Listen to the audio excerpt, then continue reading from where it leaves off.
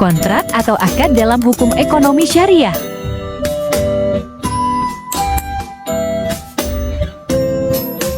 Kelompok 8 Prodi Manajemen Fakultas Ekonomi dan Bisnis Universitas 17 Agustus tahun 1945 Samarinda. Selamat menyaksikan. Oh, hi. Wait a minute. Who are you? Pose with the fans. Pose with the pose with the pose with the pose with the fans. Pose with the pose with the pose with the fans. Pose with the fans. Pose with the fans. A few moments later. Apa pengertian kontrak atau akad dalam hukum ekonomi syariah? Secara etimologi, kontrak berasal dari bahasa Inggris, kontrak, yang berarti perjanjian. Dalam konteks hukum, kontrak adalah kesepakatan tertulis antara dua pihak atau lebih yang memiliki implikasi hukum untuk melaksanakan atau tidak melaksanakan suatu tindakan. Sedangkan akad berasal dari bahasa Arab yaitu al-aqd, yang berarti ikatan atau simpulan. Dalam terminologi Islam, akad merujuk pada kesepakatan yang dilakukan oleh dua pihak atau lebih dengan cara lisan, tulisan, atau isyarat yang menghasilkan konsekuensi hukum yang mengikat. Apa saja unsur-unsur penting dalam kontrak atau akad yang sah menurut hukum syariah? Baik, di sini terdapat 4 unsur kontrak yang sah, yaitu 1. Kesepakatan atau ijab dan qabul, terdapat persetujuan antara para pihak yang terlibat. Dan yang kedua adalah pihak-pihak berkapasitas hukum. Para pihak yang membuat kontrak harus memiliki kemampuan hukum.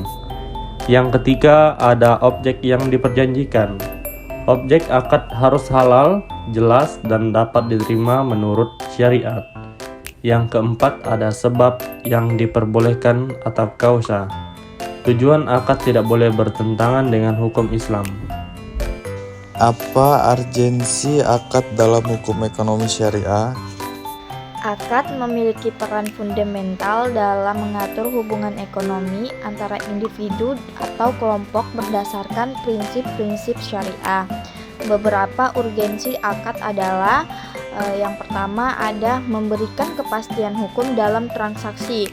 Terus yang kedua ada menjamin keadilan dan transparansi. Yang ketiga mencegah praktik-praktik yang diharamkan seperti riba, dahar atau ketidakpastian, dan masyir atau perjudian.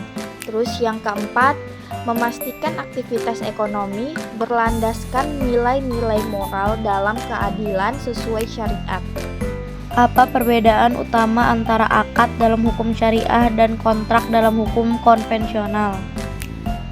Perbedaan utama adalah yang pertama landasan hukum. Akad didasarkan pada Al-Quran, As-Sunnah, Ijma, dan Qiyas, sedangkan kontrak konvensional berdasarkan undang-undang dan peraturan perdata. Yang kedua, nilai moral. Akad memprioritaskan aspek moral dan keadilan dengan tujuan mencapai keberkahan, sedangkan kontrak konvensional lebih fokus pada hak dan kewajiban formal. Yang ketiga, larangan akad menghindari riba, gharar, dan masyir yang seringkali tidak menjadi perhatian utama dalam kontrak konvensional. Apa saja kaidah-kaidah penting dalam akad menurut hukum ekonomi syariah? Baik, di sini ada beberapa kaidah utama dalam akad. Yang pertama adalah kesepakatan bersama yang dimana tidak ada unsur paksaan. Lalu yang kedua kejujuran dan transparansi yang dimana informasi harus jelas dan terbuka. Lalu yang ketiga kesesuaian dengan prinsip syariah, tidak mengandung unsur yang dilarang seperti riba. Dan yang keempat manfaat bersama yang dimana akad harus membawa maslahat bagi semua pihak. Gimana contoh akad dan kontrak dalam hukum ekonomi syariah? Jadi yang pertama itu kontrak sewa menyewa. Contohnya itu seperti sewa rumah, apartemen, mobil, atau peralatan.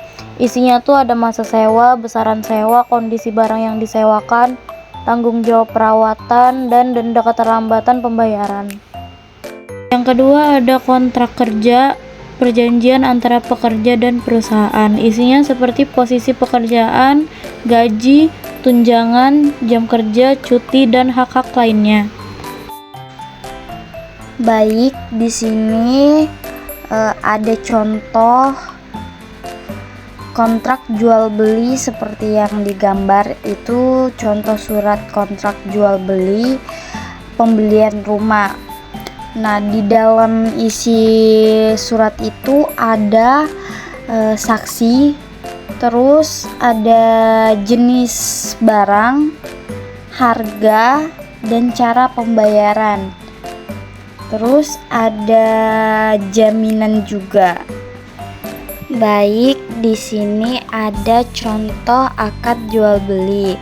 Akad jual beli adalah perjanjian antara penjual dan pembeli mengenai pengalihan hak suatu barang dengan imbalan sejumlah uang.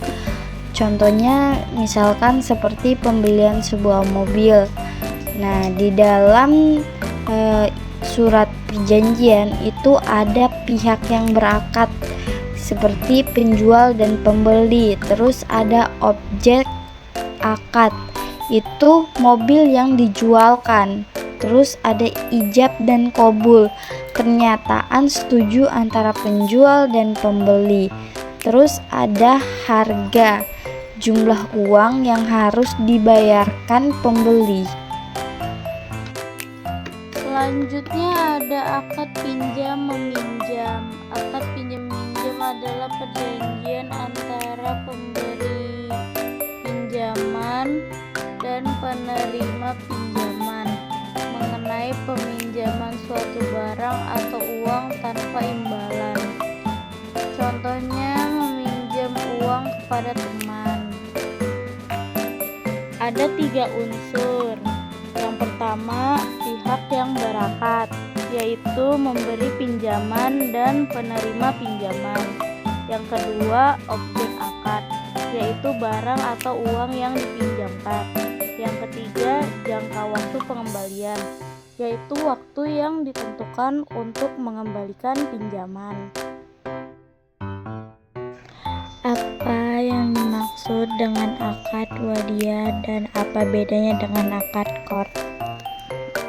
Baik, akad wadiyah yaitu merupakan akad penitipan barang atau uang tanpa imbalan. Pihak yang menitipkan atau disebut rokbul wadiyah menyerahkan barangnya kepada pihak yang diberi amanah atau disebut al-wadi untuk dijaga.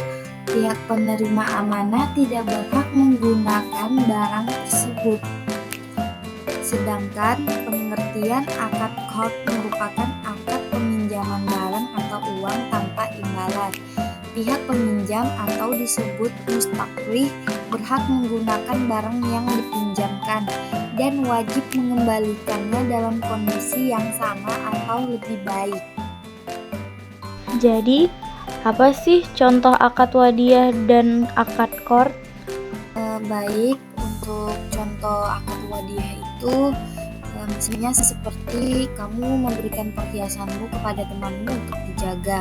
Nah, temanmu berjanji akan menjaga perhiasanmu dengan baik dan mengembalikannya kapanpun kamu minta. Temanmu ini tidak boleh memakai perhiasanmu selama dititipkan. Ini mirip seperti kita menitipkan barang di loker. Untuk contoh akad qard itu misalnya seperti kamu meminjamkan uang kepada temanmu nih. Nah, temanmu boleh menggunakan uang itu untuk kebutuhannya, tapi dia harus mengembalikan uangnya sesuai dengan jumlah yang dia pinjam.